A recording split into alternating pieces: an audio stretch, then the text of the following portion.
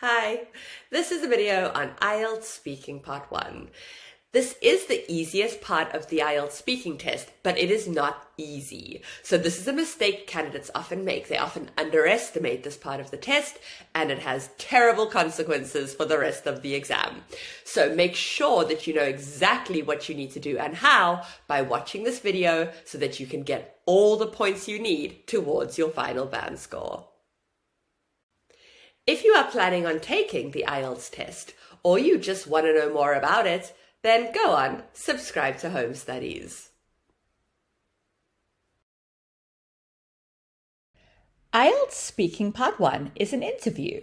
It is not a discussion. That comes in Part 3. So the examiner could smile at you, but that's it. They will wait in silence for you to answer. They won't react to what they say, and they won't ask you any follow-up questions. They might cut you off, however, if you speak for too long about one topic. And that is all. Now, it's important that you know that and you know what to expect, so you don't get confused by the lack of interaction at the beginning. So what is this part of the test all about? Well, the interview is a short introductory conversation between you and the examiner about personal information and experiences. It takes between 4 and 5 minutes. Now, during this time, the examiner will ask you questions on general topics, so like in most speaking exam interviews, to be honest, as well as on some more random ones, which we'll look at in a moment. But the important point is that all of the questions are personalized. They're about you, your home, your country, and your opinion on things. Let's take a look at my do's. Number 1, do greet the examiner. Remember, examiners are people too. They respond to a friendly hello or good morning, and they love to see a friendly smile. This is the part of the exam when your personality and your body language and your facial expressions can help too. So make sure that you don't miss any opportunities by not paying attention to how you present yourself. On that note, point 2 is make sure that you make a good first impression. Now, because examiners are people like us, they could well make an opinion about someone just by looking at them. So make sure you take a shower in the morning, you brush your teeth, you put on some nice clothes. I know this isn't a job interview or a first date, but a first impression can help. So why not give it your best? Now let's go on to the don'ts. Number 1, don't memorize your answers. Please don't do this. You have no way of knowing which questions or which topics will come up in the test. And if you try to answer the question using an answer that you've learned by heart, the examiner will immediately see it and you will not get a good score. Number 2, please do not answer with just 1 or 2 words or a yes or a no. The examiner wants you to answer their questions naturally, and that means giving a little bit more information, so some reasons or examples to make your answer more interesting to the listener. And on the other hand, number 3, please don't say too much. Don't give a long speech. The examiner has a lot of questions to get through, so time is limited, and you really can't go into a lot of detail. So generally, saying a sentence or 2 is enough. Let's break down IELTS Speaking Part 1. In the interview, you will be asked questions on 3 topics, and there are always 3 topics. The first topic is fixed, and the examiner will ask you about where you live or your work or your studies, so what you do. Topic 2 is a random topic, as is topic 3. So common topics you'd expect to see are things like family or hobbies or holidays and so on, as well as some strange choices like plants or the rain or even pens and pencils. So really topic 2 and 3 could be anything under the sun.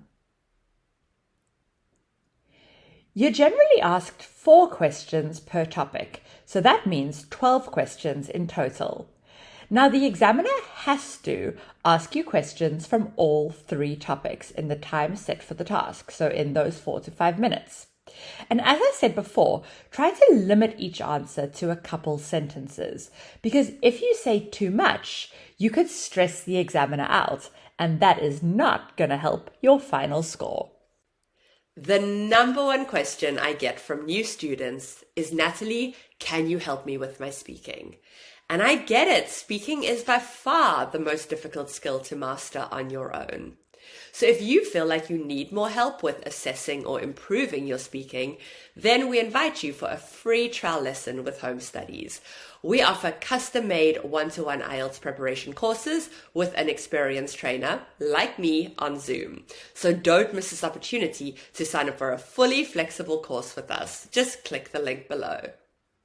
Good, let's continue with the video.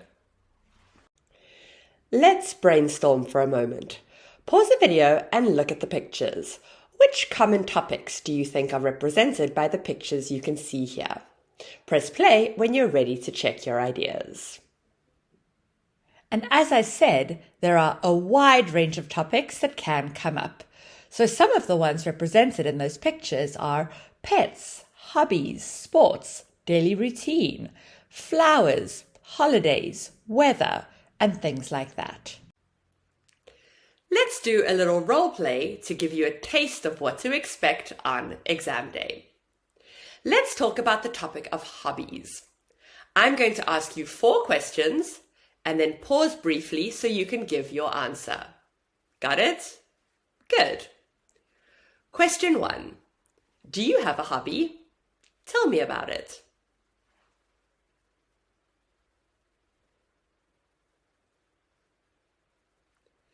Did you have a hobby as a child?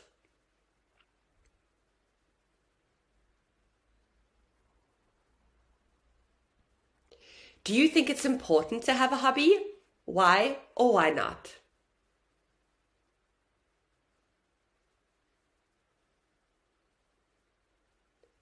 What hobbies are popular in your country?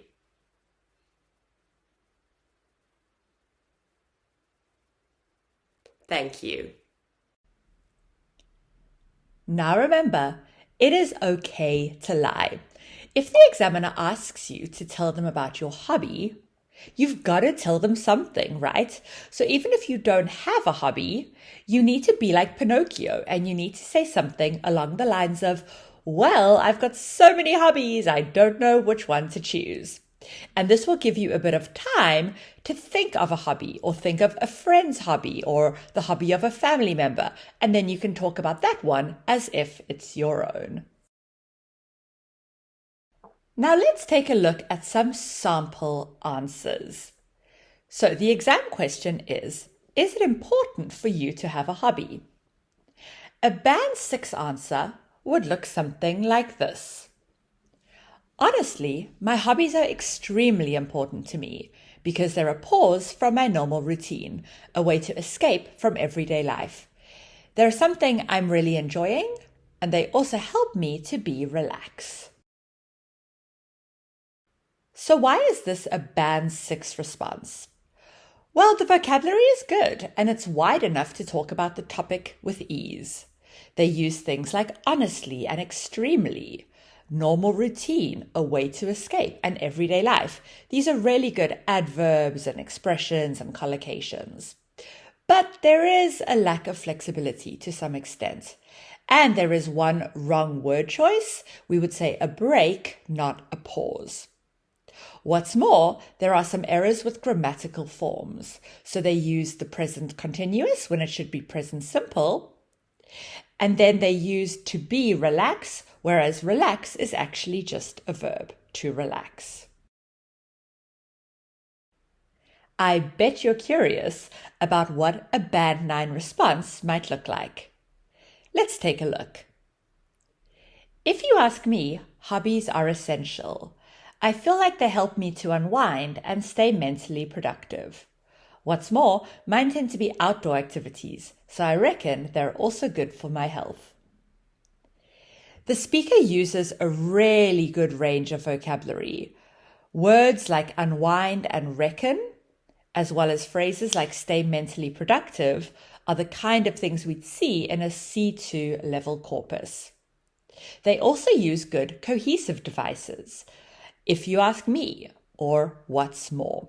So all of this contributes to a really good error-free response. And if you want to get a bad 9, you need to make sure that you do not make any errors in your speaking. Now, on the topic of being error-free and speaking correctly, let's take a look at short forms. Now, using short forms is really important, especially in speaking.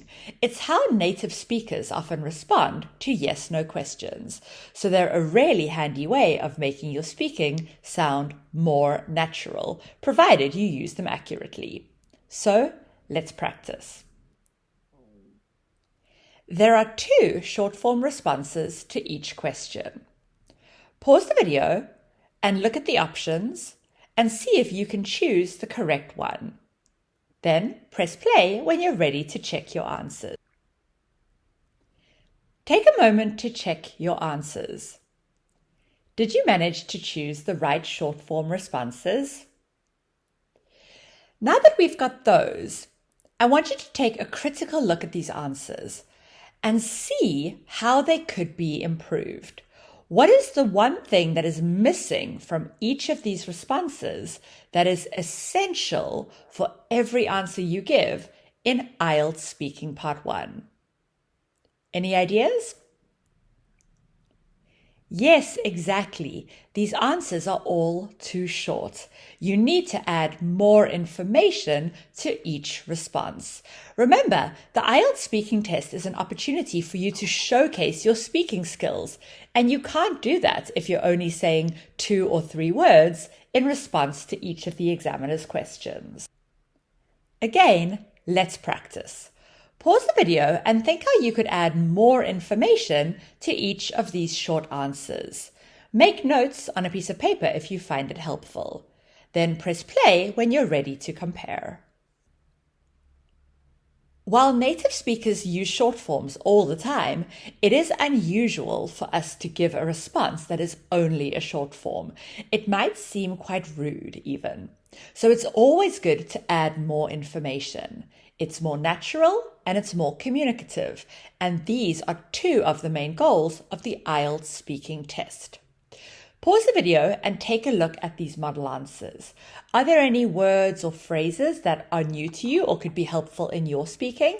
If so, make a note of them in your notebook.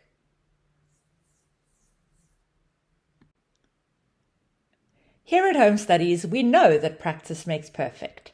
That's why we've created a practice pack for you to help you improve your performance in IELTS Speaking Part 1.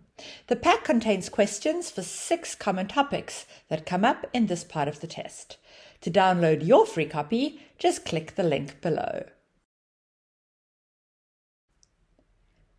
A great way of practicing your speaking is to record yourself.